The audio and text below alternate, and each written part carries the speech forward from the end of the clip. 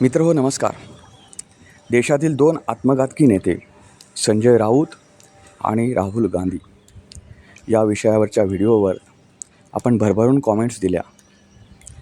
अनेकांच्या कॉमेंट्स या व्हिडिओच्या विरोधात होत्या, तर त्यांना कुठेतरी उत्तर द्यावं याच्यासाठी आजचा हा व्हिडिओ बनवत आहे. तर व्हिडिओ कुठंही स्किप न करता पाहायला विसरू नका. मित्रहो, हा व्हिडिओ बघून अनेकांचा जळफाट झाला. कुणी असं म्हटलं की भाजपचे चाटू पत्रकार आहेत, कुणी आणखी काय म्हटलं. ज्यांनी कॉमेंट्स केला त्यांना माहिती आहे ते काय काय माझ्याबद्दल बोलले, ते ह्या व्हिडिओबद्दल बोलले. तर महत्त्वाचं मला सांगायचं म्हणजे अनेकांनी हा व्हिडिओ पूर्णतः पाहिला नाही. त्यांचं म्हणणं असं आहे की संजय राऊत हे फायटर नेते आहेत. संजय राऊत हे फायटर नेते आहेत.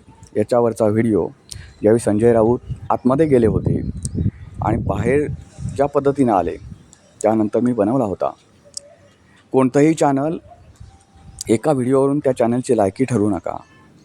भाजपच्या विरोधातसुद्धा मी व्हिडिओ बनवलेले आहेत. अक्षरशः मला वाटतं नसरापूरच्या अगोदर एक घटना घडली होती अत्याचाराची. त्यावेळी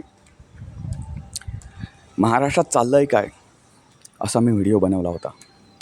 गृहमंत्र्यांनी राजीनामा द्यायला पाहिजे, गृहमंत्र्यांनी फक्त त्यांचा अट्टहास म्हणून गृहमंत्रीपद स्वतःकडे घेतलं आहे का, असा त्या व्हिडिओतून मी सवाल केला होता. काही दर्शक, काही प्रेक्षक एक व्हिडिओ पाहून त्या चॅनलवर येतात आणि तो व्हिडिओ म्हणजेच अख्खं चॅनलची भूमिका असं समजतात. हे दुर्दैव आहे. मला भाजपशीही काही देणं घेणं नाही, मला काँग्रेसशीही काही देणं घेणं नाही, पण जे दिसतं ते मी मानतो. आता संजय राऊत आणि राहुल गांधी या दोघांमुळे त्यांच्या पक्षाचं नुकसान झालं आहे हे मी म्हणण्याची गरज नाही. हे समोर दिसतं आहे. त्यांच्या पक्षाच्या कार्यकर्त्यांशी बोला, तुम्हाला सांगतील. पक्षाच्या पदाधिकाऱ्यांशी बोला, तुम्हाला कळेल. मी गेल्याच आठवड्यात मला वाटतं 4-5 दिवसांपूर्वीच एक व्हिडिओ टाकला आहे. तुम्ही जे म्हणता की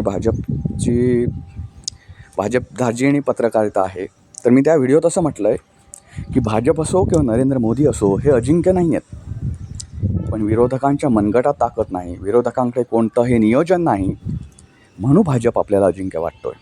हे आपलं स्टेटमेंट आहे. कोणताही पक्ष अजिंक्य नसतो. आता एक महत्त्वाचं, कोठेही एखादा पक्ष हरला आणि भाजप तिथे जिंकला की त्या ठिकाणी बोगस मतदान झालं असं म्हटलं जातं. माझा एक साधा सवाल आहे. मोदी लाट ज्यावेळी होती त्या पहिल्या मोदी लाटेत पश्चिम बंगालमध्ये भाजपला झिडकारलं तिथल्या जनतेनं. त्यावेळी बोगस मतदान का नाही झालं? अगदी दुसऱ्या टर्ममध्ये, मोदींच्या दुसऱ्या टर्ममध्ये सुद्धा पश्चिम बंगालमध्ये भाजपला झिडकारलं.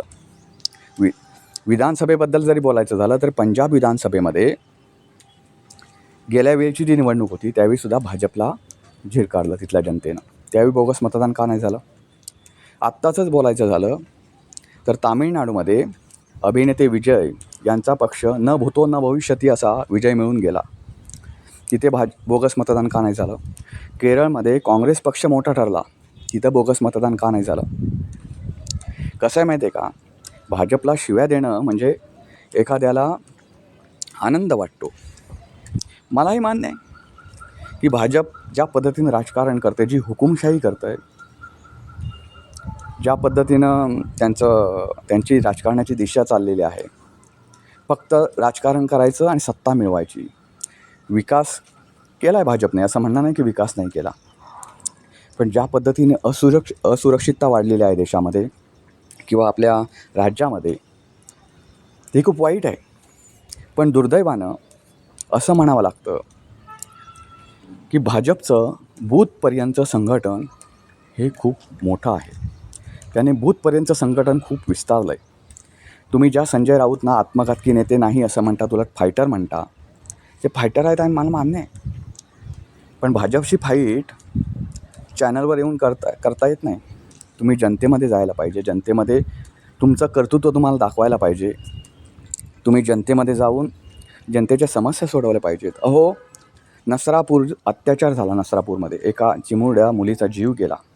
त्याचनंतर 2-3 दिवसांनी पुण्यामध्येच आणखी एका मुलीवर 9-10 वर्षाच्या मुलीवर अत्याचार झाला, अल्पवयीन मुलीवर. विरोधक एकसुद्धा नाही रस्त्यावर. विरोधकांनी कुठे रान पेटवलं आहे, सत्ताधाऱ्यांनी कोंडीत पकडण्याचा प्रयत्न केला आहे. हे संजय राऊत आणि राहुल गांधीची चाटुगिरी करणाऱ्या लोकांना याची उत्तरं आहेत. विरोधी पक्षाचं काम असतं ना काहीतरी, की विरोधकात बसवलं आहे म्हणून फक्त चॅनलवर येऊन विरोध करायचा, एवढं काम आहे विरोधकांना. पण एकही विरोधक तिथे बोलला नाही. ते बोलायला कुठल्या गोष्टीवर पुढे येतात, ज्या गोष्टी लोकांच्या फार हिताच्या नाहीत. फक्त पक्षावर टीका करायची, भाजपवर. असं होऊन कोणीही मतदार तुमच्याकडे आकर्षित होणार नाही. आज पाहायला गेलं तर उद्धव सेनेची ताकद एवढी क्षीण झालेली आहे की त्यांचं बूथ लेवलचं जे संघटन होतं तेच उद्ध्वस्त झालं आहे. तसं सांगायला गेलं तर विरोधकांमध्ये चाटुगिरी करणारे कमी आहेत. त्याशिवाय का ते भाजपमध्ये प्रवेश करतात. तुम्ही पश्चिम बंगालचंच उदाहरण घ्या. पश्चिम बंगालमध्ये ममता बॅनर्जी हरल्या. विधानसभा निवडणुकीपूर्वी पश्चिम बंगालमध्येच ममता बॅनर्जी यांचे विश्वासू सहकारी सोडून गेले आणि ममता बॅनर्जीने त्यांची दखलसुद्धा घेतली नाही. एवढंच कशाला, तामिळनाडूमध्ये MK स्टॅलिन यांच्या पक्षाचा, DMK पक्षाचा अतिशय वाईट पद्धतीने पराभव झाला. जिथे अभिनेते विजय यांचा TVK पक्ष सत्ताधारी झाला. काँग्रेसनं लगेच DMKची साथ सोडली आणि TVKची साथ पकडली. आपण त्यांना पाठिंबा द्यायला तयार आहोत असं राहुल गांधींनी जाहीर केलं.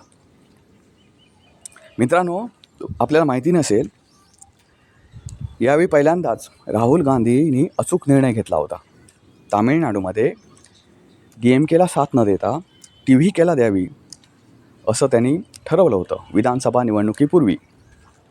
त्यावेळी DMKची लोक नाराज झाली.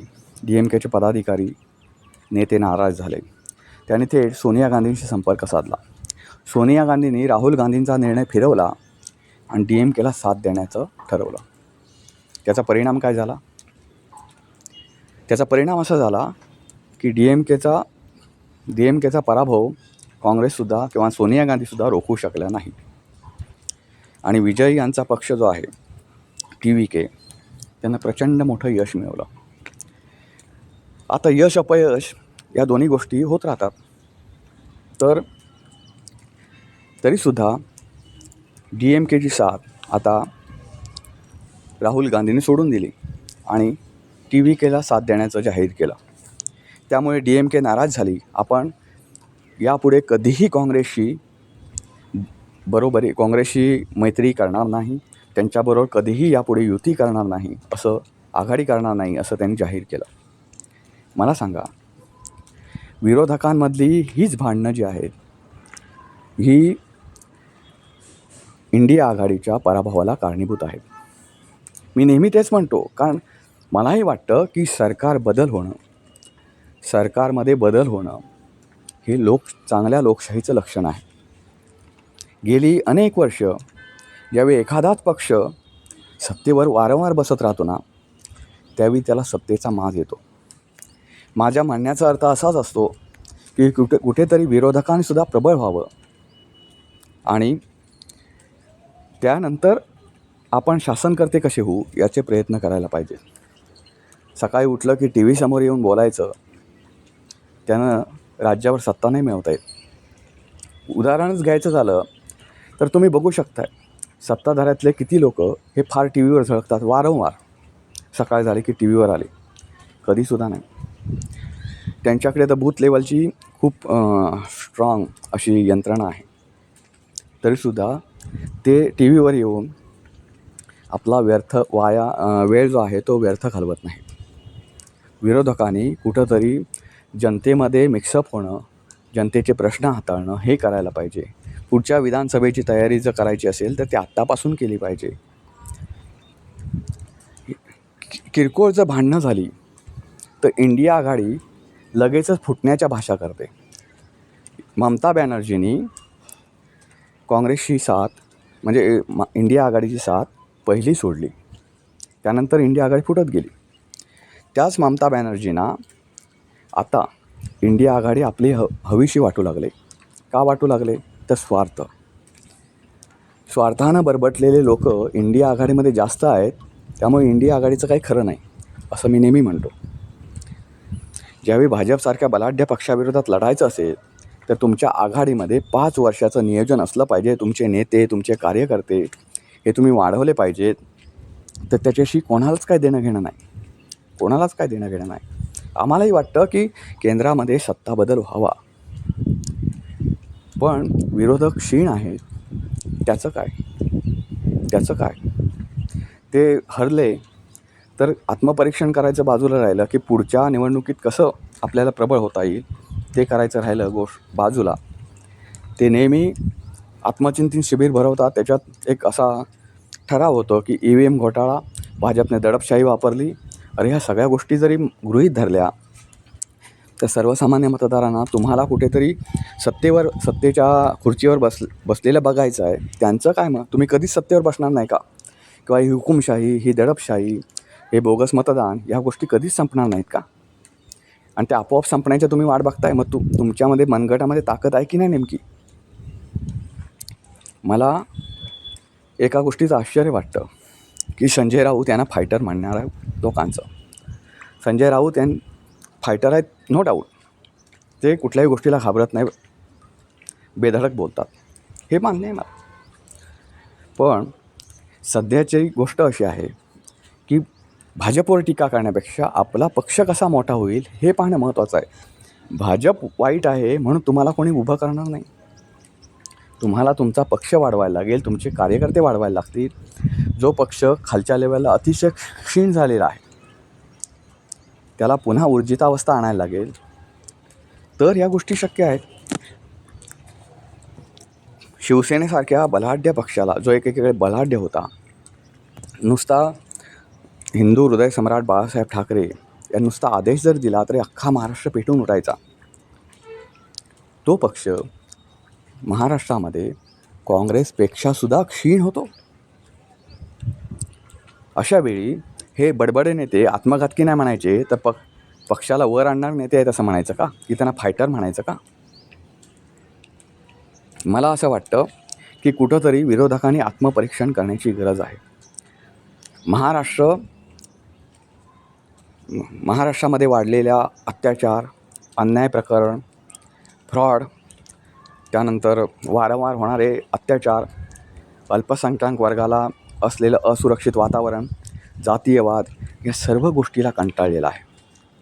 पण विरोधकांनी त्यांना स्वतःला एक सत्ताधाऱ्यांना समर्थ पर्याय म्हणून कुठेतरी उभं राहणं तर गरजेचं आहे.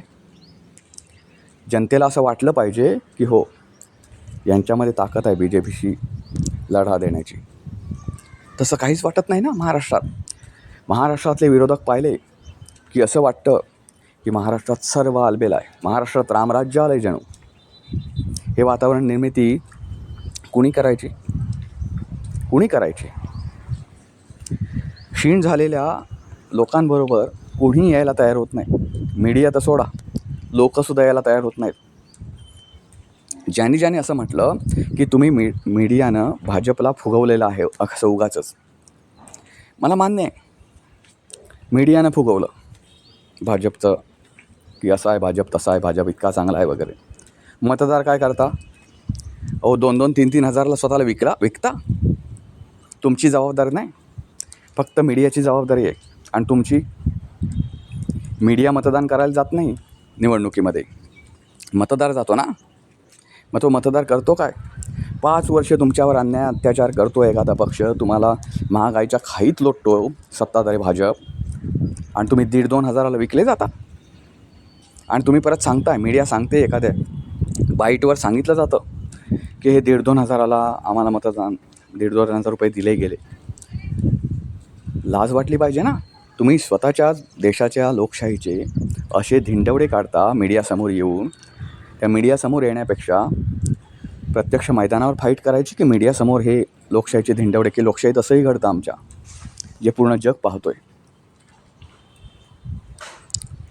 कुठेतरी दुसऱ्याला नावं ठेवण्यापेक्षा स्वतः किती चांगलं काम करता येईल हे पाहिलं पाहिजे. हळूहळू एक एक राज्य विरोधकांच्या हातून निष्ठत चाललं आहे. याला काहीच पर्याय नाही, त्याचं काहीच सोयसूतक नाही. तरीही आत्मघातकी म्हणून विरोधकांमधले कोणाची नावं घेतली की इतका जळपळाट होतो लोकांचा. अरे आत्मघातकीपेक्षा भयंकर लोक आहे ती. आत्मघातकीपेक्षा एक पदाधिकारी जर इतर पक्षामध्ये जात असेल तर त्याला थांबवू शकत नाही, एवढी ताकद नाही या लोकांमध्ये. आणि कसले फायटर कशाला म्हणतात? स्वतःच्या पुरती फाईट तर प्रत्येकजण करतो. एखाद्याला पोहता येत नसेल आणि त्याला तुम्ही एखाद्या तलावात फेकून दिलात, तो पण फाईट करतो ना, पाण्याशी वाचवण्याचा प्रयत्न करतो. त्याला फायटर नाही म्हणत. पक्षाच्या वाईट काळामध्ये पक्षाला सत्ताधाऱ्याशी पंगा घेऊन जो स्वतःच्या पक्षाला मोठं करतो त्याला फायटर म्हटलं पाहिजे. मी 2 आत्मघातकी जे म्हटले त्याने कुठली फाईट दिली मला सांगा ना, कुठली फाईट केली ते सांगा. आजच्या कॉमेंट बॉक्समध्ये ते सांगा मला की ह्यानं अशी फाईट दिली, त्यानं तशी फाईट दिली. उगाचच अर्धा व्हिडिओ बघायचा, अर्धा पण नाही, 1-2 मिनटाचं व्हिडिओ बघायचं आणि त्याच्यावरून ठरवायचं की ते आत्मघातकी नाही आहेत, की ते खूप चांगले आहेत. लोकांना त्यांचं चांगलं पण दिसलं पाहिजे, अनुभवता आलं पाहिजे, तर त्याच्यावर विश्वास ठेवला जाईल ना. मला वाटतं माझ्या व्हिडिओखाली कॉमेंट्स करणाऱ्या, म्हणजे ज्या आत्मघातकी नेत्यांवर मी व्हिडिओ बनवला होता त्या व्हिडिओखाली कॉमेंट्स करणाऱ्या प्रत्येकाला त्यांच्या प्रश्नाची उत्तरं आता मिळाली असतील. BJP धार्जिणे अनेक यूट्यूब चॅनल आहेत. मला BJPकडून निधीसुद्धा येत नाही आणि विरोधी पक्षांकडूनही काही येत नाही. त्यामुळे मी माझा मुक्त आहे. तुम्ही माझे सर्व चॅनल कृपा करून पूर्ण चॅनलवरचे सगळे व्हिडिओ तपासून पाहू शकता. त्याच्यात BJPच्या विरोधात व्हिडिओ जर नसेल तर तुम्ही मला सांगा. जेवढा विरोधकांना मी झोडपतो तेवढा भाजपलासुद्धा झोडपतो. पण कितीही वाईट म्हटलात तरी भाजपचं संघटन कौशल्य हे मानायलाच लागेल. भाजप मीडियापासून 4 हात स्वतःला लांब ठेवतं, स्वतःची ध्येय धोरणं आहेत, स्वतःच्या मनातलं जे काय आहे ते मीडियापासून लपवून ठेवतं. हे भाजपचं खरं कौशल्य आहे पुढे जाण्यामागे. तुम्ही मला एका प्रश्नाचं उत्तर द्या मित्रांनो. TV समोर येऊन आपली पक्षाची भूमिका मांडणं रोज, आणि एखाद्या वेळी ठीक आहे. भाजप कसं नालायक पक्ष आहे, नालायकांचा पक्ष आहे, हे TV समोर मांडून असे पक्ष मोठे होतील का, यावर तुमचं मत नक्की कळवा. व्हिडिओ आवडला तर लाईक करा, शेअर करा, चॅनलला सबस्क्राईब करायला विसरू नका. पुन्हा भेटू पुन्हा एका अशा नवीन व्हिडिओसह. तोपर्यंत नमस्कार.